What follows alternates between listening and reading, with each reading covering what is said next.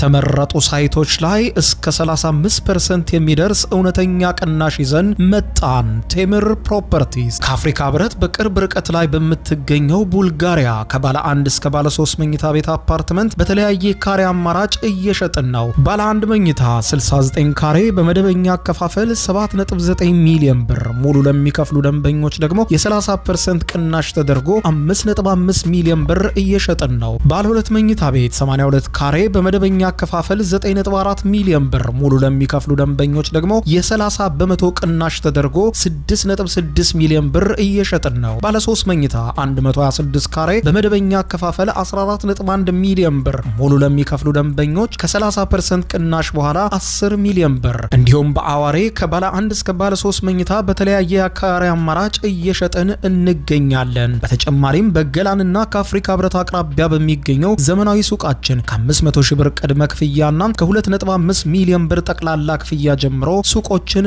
እየሸጥን ነው። ይምጡ። የማስረከቢያ ጊዜያችን 3 ዓመት ነው። ለበለጠ መረጃና ለሳይት ጉብኝት በ0910 47 38 79 ወይም በ0991 81 33 32 ላይ ሃሎ ይበሉን። ቴምር ፕሮፐርቲስ።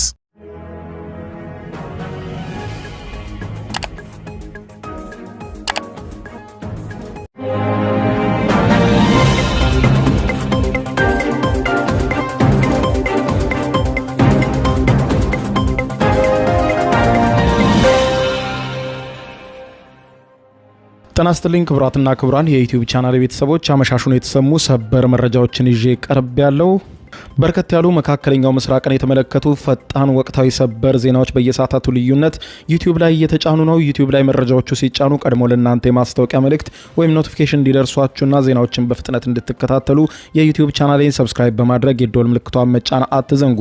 ወደ ሰበር መረጃው ስናቀና ምሽቱን የተባበሩት አረብ ኤምሬትስ ጦር በኢራን ላይ ለመጀመሪያ ጊዜ ተኩሷል፣ ጥቃት አድርሷል በሚል የእስራኤሉ ቻናል 12 ዘገባ ከወጣ በኋላ የተባበሩት አረብ ኤምሬትስ በፍጥነት አመሻሹን መግለጫ በማውጣት እኔ ምንም አይነት ጥቃት አላደረስኩም፣ ራሴን እየተከላከልኩ ነው ስትል ገልጻለች።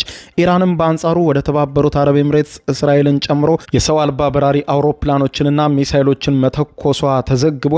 ምሽቱን ውጥረቱ እየተባባሰ ባለበት በአሁኑ ሰዓት ከኢራን የተሰማው መረጃ እንደሚገልጸው ከሆነ የአያቶላ አሊ ካሜኒን ምትክ ለመምረጥ አሁን ሁላችንም መግባባት ላይ ተደርሷል። የቀሩትን ነገሮች አጠናቀን በአጭር ቀን ውስጥ ይፋ እናደርጋለን የአያቶላን ምትክ ብለዋል። ነገር ግን ይህንን ተከትሎ እስራኤል ባወጣችው መግለጫ መሻሹን ሁላችሁም መራጭም አስመራጭም በዚህ ምርጫ አይተርፍም ስትል ነው እስራኤል በአመሻሹን መግለጫ ያስታወቀችው። የት እንደምትሰበሰቡ እናውቃለን፣ እንዴት ባለ ሁኔታ እየተሰባሰባችሁ እንደሆነና የት ቦታ እንደምትሆኑ አውቃለሁ ያለችው እስራኤል በተሰባሰባችሁ በዚያው ቅጽበት ሁላችሁም ያልቅላችኋል ስትል ነው ጠንከር ያለ መግለጫ የሰጠች። በዝርዝር የምታደምጡት ነው የሚሆነው። በሌላ በኩል በዩናይትድ ኪንግደም የኢራን አምባሳደርም ለዩናይትድ ኪንግደም ጠንከር ያለ ማስጠንቀቂያ መስጠታቸው ተዘግቧል። ግጭቶቹ አሁንም በተለያዩ ሀገራት ላይ ተባብሰው ቀጥለዋል። ዝርዝር መረጃውን አስደምጣችኋለሁ። አብረን እንከታተለው። በቅድሚያም ተለዋዋጭና አደገኛ በሆነው የመካከለኛው ምስራቅ ጦርነት አሁንም ተባብሶ የቀጠለ ሲሆን የእስራኤሉ ቻናል 12 ዩናይትድ አረብ ኤምሬትስ በይፋ ጦርነቱን ተቀላቀለች፣ ወደ ኢራንም ተኩሳ የውሃ ማጣሪያ አወደመች በማለት ከዘገበ በኋላ የተባበሩት አረብ ኤምሬትስ አስቸኳይ መግለጫ በማውጣት ጉዳዩ ሐሰት ነው ስትል አስተባብላለች። እስራኤሉ ቻናል 12 ከሰዓታት በፊት የተባበሩት አረብ ኤምሬት በታሪኳ ለመጀመሪያ ጊዜም በሰው ሀገር ላይ ጥቃት ሰንዝራለች ያለ ሲሆን በኢራን ሉዓላዊ ግዛት ውስጥ ቀጥተኛ ወታደራዊ ጥቃት አድርሳለች በማለት ዘግቦ ነበር። የእስራኤሉ ቻናል 12 እንደሚለው ከሆነ ዘገባው የኤምሬትስ ኃይሎች ያደረሱት ይህ ያልተጠበቀ ጥቃት በኢራን የሚገኘውን አንድ ቁልፍ የባህር ውሃ ማጣሪያ ተቋምን ኢላማ ያደረገ ሲሆን በተወሰደው ወታደራዊ እርምጃ ተቋሙ ላይ ከባድ ውድመትና ጉዳት መድረሱን በሰፊው ገልጾ ነበር።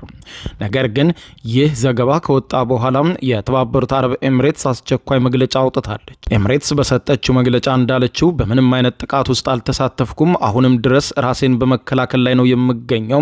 የወጡት ዘገባዎችን እኔን የሚመለከቱ አይደሉም ስትል አስተባብላለች። የአረብ ኤሚሬትስ ይህንን ጥቃት አላደረስንም፣ በኢራን ውስጥ የሚያደረስነው ምንም ውድመት የለም፣ ይበልጡንም ከኢራን የሚተኮስብን ሚሳኤል አሁንም እየተከላከልን ነው ያለነው ስትል አስታውቃለች። የኤሚሬትስ ከፍተኛ ባለስልጣናት በውሃ ማጣሪያ ተቋሙ ላይ ለደረሰው አደጋ ምንም አይነት ወታደራዊ እጃቸውና ጣልቃ ገብነት እንደሌለበት አስረድተው በእስራኤሉ ቻናል 12ም ሆነ በሌሎች መገናኛ ብዙሃን የተስተጋባው ጥቃት ፈጽሞ የሌለንበት ነው ብለዋል። የኤሚሬትስ ባለስልጣናት ይፋዊ መግለጫን ጠቅሶ የወጣው ይህ ዘገባ እንዳረጋገጠው ኢራን በአዲሱና በተጠናከረ የጥቃት ማዕበሏ ብቻ 16 አውዳሚ ባላስቲክ ሚሳኤሎችን ወደ ተባበሩት አረብ ኤሚሬትስ የተኮሰች ሲሆን ከ110 በላይ የሚሆኑን ደግሞ ፈንጂ የታጠቁ ሰው አልባ በራሪ አውሮፕላኖችን ወይም ድሮኖችን በኤሚሬትስ ላይ አስወንጭፋለች። የተባበሩት አረብ ኤሚሬትስ በጦርነቱ ላይ ያለኝን አቋም አልቀየርኩም፣ ራሴን በመከላከል እቆያለሁ በማለት የቀጠለች ሲሆን በኢራን ላይ ምንም አይነት ወታደራዊ እርምጃ አልወሰድኩም ብላለች። ኢራን ተተኮሰባት ስለተባሉትና ወደመባት ስለተባለው የውሃ ማጣሪያን በተመለከተ እስካሁን ስለ ዩኤኢ የሰጠችው ይፋዊ መግለጫ የለም። ይህ በዚህ እንዳለ ኢራን ምሽቱን ባወጣችው መግለጫ ጠቅላይ መሪዋን በአያቶላ አሊ ካሚኒ የሚተኩትን ልትሰይም እየተዘጋጀች መሆኗን ስትገልጽ፣ እስራኤል በበኩሏ መራጮቹንም ሆነ አስመራጮቹን ለመግደል እየተዘጋጀ ነው ስትል አስታውቃለች። ቀጣዩ የኢራን ጠቅላይ መሪ በአያቶላ አሊ ካሚኒ ተተክቶ ኢራንን የሚመራ መንፈሳዊ መሪ ለመሰየም እየመከረ ያለው የኢራን ሪፐብሊክ ከፍተኛ የሊቃውንት ጉባኤ ከስምምነት ላይ መድረሱን ምሽቱን ይፋ አድርጓል። ጉባኤው የመጨረሻውን ውሳኔ ለማሳለፍ የጋራ አቋም ላይ መድረሱን አንድ አባሉ ለመገናኛ ብዙሃን የተናገሩ ሲሆን እስራኤል ደግሞ መራጮቹንና ተመራጮቹን ኢላማ አድርጌያለሁ፣ ሁሉንም እፈጃቸዋለሁ ስትል ምሽቱን ዝታለች። መሐመድ አህመድ ሚርባጌሪ ለኢራን የዜና አገልግሎት እንደተናገሩት ጽኑና የጋራ ስምምነት ላይ ደርሰናል ብለዋል። አንዳንድ መቋጫ ላይ መድረስ ያለብን ጉዳዮች አሉ፣ እነርሱን እያደረግን ነው ብለዋል። የሊቃውንቱ ጉባኤ ትኩረት ሰጥቶ ያለማቋረጥ የሚጠበቅበትን እያከናወነ መሆኑን ጠቅሰው ነገር ግን በዚህ አስቸጋሪ ሁኔታ ውስጥ እንቅፋቶች አሉ፣ ለዚህም ስራዎች በጥንቃቄ ተሰርተው በመግባባት ለታሪክ እንዲቀመጡ ይደረጋልን ብለዋል።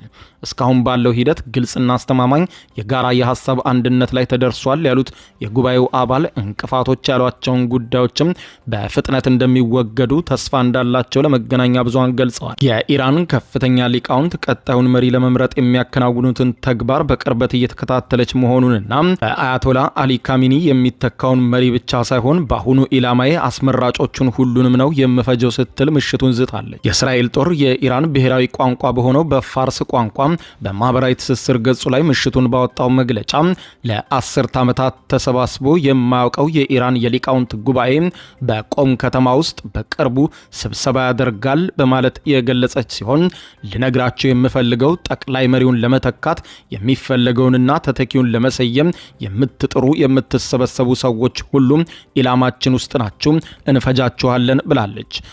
ተተኪውን መሪ ለመምረጥ በሚደረገው ስብሰባ የሚሳተፉት በሙሉ ኢላማ ከማድረግ ወደኋላ እንዳላለችና ጉዳዩን በጥንቃቄ እየተከታተለች እንደሆነ የገለጸችው እስራኤል ይህ ማስጠንቀቂያ የመጨረሻ ማስጠንቀቂያ ነው፣ እንዳትሰባሰቡ መሪም እንዳትመርጡ ብላለች። ባሳለፍነው ቅዳሜ እስራኤልና አሜሪካ በኢራን ላይ ጥቃት በጀመሩበት በመጀመሪያው ሰዓት ላይ ነበረ የሀገሪቱ ጠቅላይ መሪ አያቶላ አሊ ካሚኒ መገደላቸው የተነገረው። በዚህ እንዳለ እስራኤል ምሽቱን በሰጠችው መግለጫ አዲስ የተመረጡትን የኢራኑን ወታደራዊ አዛዥ መገደላቸውን አስታውቃለች። የእስራኤል መከላከያ ሚኒስትር ዛሬ አመሻሹን ባወጣው መግለጫ የኢራን ወታደራዊ አዛዥ ሆነው በቅርቡ በተገደሉት ምትክ የተተኩትን በዛሬው ዘመቻ ተገድለዋል ብለዋል።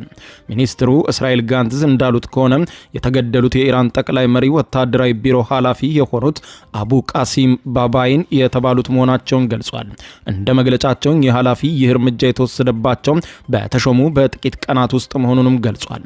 ከእርሳቸው በፊት የዚህ ቢሮ ኃላፊ የነበሩት ግለሰብ ባሳለፍነው ቅዳሜ አያቶላ አሊ ካሚኒ ላይ በተሰነዘረው ጥቃት አብረው መገደላቸው መዘገቡ ይታወቃል።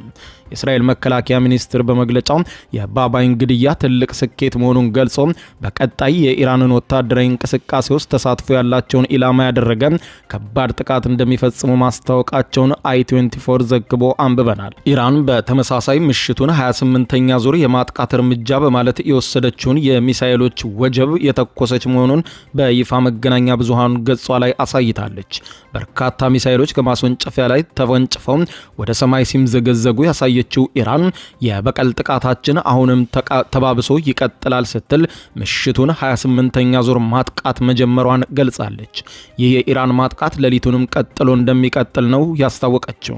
በተመሳሳይ የኩዌት ጦር በኩዌት ዓለም አቀፍ አውሮፕላን ማረፊያ በሚገኙ የነዳጅ ማጠራቀሚያዎች ላይ የኢራን ድሮን ጥቃት እንደተፈጸመባቸው አስታውቋል። የኩዌት መከላከያ ሚኒስትር ቃል አቀባይ በማህበራዊ ትስስር ገጹ ላይ ባወጣው አጭር መግለጫ በአውሮፕላን ማረፊያ የነዳጅ ማጠራቀሚያዎች ላይ የተሰነዘረው ይህ የድሮን ጥቃት የሀገሪቱን ቁልፍ የመሰረተ ልማት አውታሮች በቀጥታ ኢላማ ያደረገ ጥቃቶች መቀጠላቸውን አመላካች ነው ብሎታል። ኩዌት በዚህ መግለጫዋም በተደጋጋሚ አሁንም የኢራን ድሮኖች እየተተኮሱባት ኢላማ እንደሆነች ገልጻ የሀገሪቱ ታጣቂ ኃይል ጦር የኩዌትን የአየር ክልል ጥሰው የሚገቡ ተከታታይ የኢራንን ድሮኖች ለመመከት በከፍተኛ ሁኔታ እየሰራ ነው ሲል በመግለጫው አመልክቷል። በሌላ በኩል በዩናይትድ ኪንግደም በለንደን የሚገኙት የኢራን አምባሳደር ዩናይትድ ኪንግደም በይፋ ወደ ጦርነቱ እንዳትቀላቀል በጽኑ አስጠንቅቀዋል። በለንደን የሚገኙት የኢራን አምባሳደር ሰይድ አሊ ሙሳቪ በሰጡት መግለጫ እንዳሉት ከሆነ ከኢራን ጋር የተጀመረው ጦርነት ዩኬ የምትቀላቀል ከሆነ ሀገራቸው ራሷን የመከላከል መብት አላት፣ ወደ ዩኬ በይፋ እንተኩሳለን ሲሉም አምባሳደሩ ተናግረዋል። ኢራን የብሪታንያ መንግስትና ሌሎችም በድርጊታቸው በጣም ጥንቁቅ ይሆናሉ ብላ እንደምታስብ የኢራኑ አምባሳደር ጠቅሰው ዩናይትድ ኪንግደም ለሚፈጸምባት የመከላከል ጥቃቶች አሜሪካ የጦር ሰፈሮቿን እንድትጠቀም ፈቃድ ሰጥታለች። ነገር ግን በምንም አይነት ሁኔታ ቀጥተኛ ጥቃቶች ላይ እስካሁን ዩናይትድ ኪንግደም አልተሳተፈችም። ከተሳተፈች ግን ዩኬ የምትጸጸትበት ይሆናል ብለዋል። የኢራኑ አምባሳደር በለንደን ለቢቢሲ በሰጡት መግለጫ የኢራኑ ፕሬዝዳንት ቅዳሜ ዕለት የባህረ ሰላጤው ሀገራትን ይቅርታ ቢጠይቁም ሙሳቪ ሀገራቸው ላይ የሚሰነዘረውን ጥቃት ከቀጠለ የአሜሪካ የጦር ሰፈሮችን ማጥቃቷን እንደምትቀጥል ግልጽ አድርገዋል። በመካከለኛው ምስራቅ እየተካሄደ ያለው ጦርነት በበርካታ ሀገራት ላይ የተለያየ መጠን ያላቸው ከባድ ጉዳቶችን እያስከተለ ቀጥሏል። ሙሳቪ የኢራንን ሕዝብ ለማጥቃት ተቋማት ወይም ንብረቶች ወይም ደግሞ መሰረተ ልማቶችን ጥቅም ላይ ከዋሉ እንደ ህጋዊ ኢላማዎች እንቆጥራቸዋለን ሲሉም አስጠንቅቀዋል። አሜሪካና እስራኤል ከኢራን ጋር የጀመሩትን ጦርነት ሁለተኛ ሳምንቱን በጀመረ ጥቂት ሰዓታት ውስጥ ኳታርና የተባበሩት አረብ ኤሚሬትሶችን ጨምሮ የባህረ ሰላጤው ሀገራት በሙሉ የጥቃቱ ገፈት ቀማሽ መሆናቸው ይታወቃል። በሌላ በኩል በእስራኤል ከፍተኛ ጥቃት እየተፈጸመባት የምትገኘው ሊባኖስ ናት። የሊባኖስ የጤና ሚኒስትር ባወጣው መግለጫ ግጭቱ ከጀመረበት ጊዜ አንስቶ እስከ 400 የሚደርሱ ሰዎች ተገድለዋል ብለዋል። የሊባኖስ የጤና ሚኒስትር የሆኑት ራካን ናስሬዲን በሰጡት ጋዜጣዊ መግለጫ አሜሪካና እስራኤል ከኢራን ጋር የሚያደርጉት ጦርነት ተከትሎ ሊባኖስ ኢላማ መሆኗን ገልጸው 83 ህጻናት 42 ሴቶችን ጨምሮ በአጠቃላይ 400 ሰዎች ተገድለዋል ብለዋል። ናስሬዲን አክለውም 9 የህይወት አድን ሰራተኞችም በጥቃቱ ከተገደሉት መካከል መሆናቸውን ገልጠዋል። የጤና ሚኒስትሩ ቅዳሜ ዕለት ብቻ 294 ሰዎች መገደላቸውን ተናግረው የነበረ ሲሆን ከዚያ ወዲህ ቁጥሩ በከፍተኛ ሁኔታ ጨምሯል፣ ጥቃቶቹም ተባብሰዋል ብለዋል። ጦርነቱ ከተጀመረ ጊዜ አንስቶ ወደ 2000 የሚጠጉ ሰዎች ቆስለው ሆስፒታል መግባታቸውን ደግሞ የእስራኤል የጤና ሚኒስትር አስታውቋል። በእስራኤል ከኢራን ጋር ጦርነት ከጀመረችበት ቀን አንስቶ 1929 ሰዎች ቆስለው ወደ ሆስፒታል መግባታቸውን የእስራኤል የጤና ሚኒስትር ምሽቱን ገልጿል። ከነዚህ ውስጥም 122ቱ አሁንም ሆስፒታል ውስጥ የሚገኙ ሲሆን 9ኙ ደግሞ በከባድ ሁኔታ ላይ መሆናቸውን ሚኒስትሩ አስታውቋል። ከቆሰሉት መካከል አንዳንዶቹ በቀጥታ ከሚሳኤል ጥቃቶች ጋር በተያያዘ ጉዳት እንዳልደረሰባቸው ሚኒስትሩ በመግለጫው ላይ ጠቅሳል። ባለፉት 24 ሰዓታት ውስጥ 157 ሰዎች ሕክምና እንደተደረገላቸው ገልጿል። ሚኒስትሩ መግለጫውን ያወጣው ዛሬ አመሻሹን ሲሆን ኢራን ወደ ሀገሪቱ የምታስወነጭፋቸው ሚሳኤሎች መቀጠሉም ተናግሯል። የእስራኤል መከላከያ ሰራዊት በማህበራዊ ትስስር ገጹም የኢራን ሚሳኤል የመከላከያ ስርዓቶች አደጋውን ለመግታት አሁንም እየጣሩ ነው ሲል አስታውቋል። አሜሪካና እስራኤል በኢራን ላይ ጥቃት መፈጸም ከጀመሩ ከአንድ ሳምንት በላይ የተሻገረ ሲሆን አሁንም ጥቃቶቹ የተባባሱ ሲሆን በኢራን ውስጥ ደግሞ የሟቾች ቁጥር ከ1000 በላይ መሆኑን የኢራን መንግስት የጤና ሚኒስትር ባወጣው መግለጫ መናገሩ አይዘነጋም። ግጭቱ በተለያዩ አቅጣጫ ሰዎችን ህይወት እየቀጠፈ በአደገኛ ሁኔታ እየተዛመተ መቀጠሉም ተዘግቧል። ክቡራን አድማጮች ለሰዓቱ ብታደምጧቸው መልካም ናቸው ያልኳቸው አጫጭር መረጃዎች የሰማችኋቸው ናቸው። ከሰዓታት በኋላም በሌላ የዜና ዘገባ ተመልሰን እስከምንገናኝ በያለንበት የዓለም ዳር ቸር ቆይ።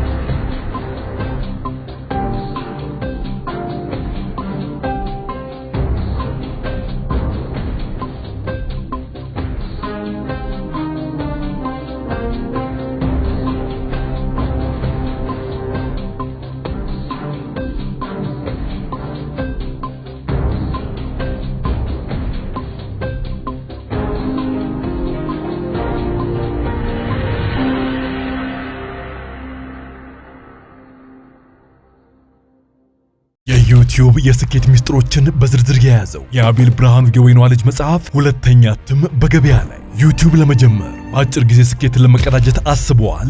ዩቲዩብ ብጀምር ስንት ብር አገኘሁም ብሎ አስበዋል? እንግዲያውስ በዩቲዩብ 2 የወርቅ 3 የብር ሽልማቶችን ያገኘው የአቤል ብርሃኑ የወይኗ ልጅ የዩቲዩብ ሚስጥሮች መጽሐፍ በዝርዝር ሁሉንም ያብራራሉታል። ዛሬውኑ ገዝተው ህልሞን እውን የሚያደርጉበትን የዩቲዩብ የስኬት መንገድ ይጀምሩ። በሀገር ቤት አከፋፋይ አዲስ አበባ ሜክሲኮ ኮሜርስ መጽሐፍት መደብ። በውጭ ሀገራት ለምትገኙ ከአማዞን ላይ ብታዙ በቀናት ውስጥ ደጁ ይደርሳል። የአማዞን ሊንኩን እዚህ ቪዲዮ ኮሜንት ላይ ያገኙታል። የዩቲዩብ ሚስጥሮች፣ ዘመኑ ጋር ተፈላጊ መጽሐፍ። የተመረጡ ሳይቶች ላይ እስከ 35% የሚደርስ እውነተኛ ቅናሽ ይዘን መጣን። ቴምር ፕሮፐርቲስ ከአፍሪካ ህብረት በቅርብ ርቀት ላይ በምትገኘው ቡልጋሪያ ከባለ 1 እስከ ባለ 3 መኝታ ቤት አፓርትመንት በተለያየ ካሬ አማራጭ እየሸጥን ነው። ባለ 1 መኝታ 69 ካሬ በመደበኛ አከፋፈል 7.9 ሚሊዮን ብር፣ ሙሉ ለሚከፍሉ ደንበኞች ደግሞ የ30% ቅናሽ ተደርጎ 5.5 ሚሊዮን ብር እየሸጥን ነው። ባለ 2 መኝታ ቤት 82 ካሬ በመደበኛ አከፋፈል 9.4 ሚሊዮን ብር፣ ሙሉ ለሚከፍሉ ደንበኞች ደግሞ የ30 በመቶ ቅናሽ ተደርጎ 6.6 ሚሊዮን ብር እየሸጥን ነው። ባለ 3 መኝታ 126 ካሬ በመደበኛ አከፋፈል 14.1 ሚሊዮን ብር፣ ሙሉ ለሚከፍሉ ደንበኞች ከ30% ቅናሽ በኋላ 10 ሚሊዮን ብር። እንዲሁም በአዋሬ ከባለ 1 እስከ ባለ 3 መኝታ በተለያየ ካሬ አማራጭ እየሸጥን እንገኛለን። በተጨማሪም በገላንና ከአፍሪካ ህብረት አቅራቢያ በሚገኘው ዘመናዊ ሱቃችን ከ500 ሺህ ብር ቅድመ ክፍያና ከ2.5 ሚሊዮን ብር ጠቅላላ ክፍያ ጀምሮ ሱቆችን እየሸጥን ነው። ይምጡ። የማስረከቢያ ጊዜያችን 3 ዓመት ነው። ለበለጠ መረጃና ለሳይት ጉብኝት በ0910 47 38 79 ወይም በ0991 81 33 32 ላይ ሃሎ ይበሉን። ቴምር ፕሮፐርቲስ